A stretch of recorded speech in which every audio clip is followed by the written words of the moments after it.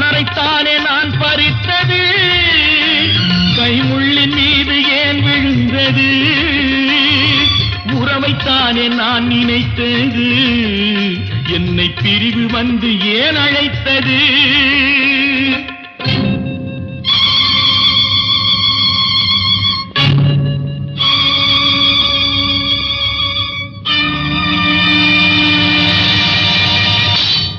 எழுதுங்கள் என் கல்லறையில் அவள் இரக்கமில்லாதவள் என்று, பாடுங்கள் என் கல்லறையில் இவன் பைத்தியக்காரன் என்று. கண்கள் தீட்டும் காதல் என்பது அது கண்ணில் நீரை வரவழைப்பது, பெண்கள் காட்டும் அன்பு என்பது நம்மை பித்தனாக்கி அலைய வைப்பது.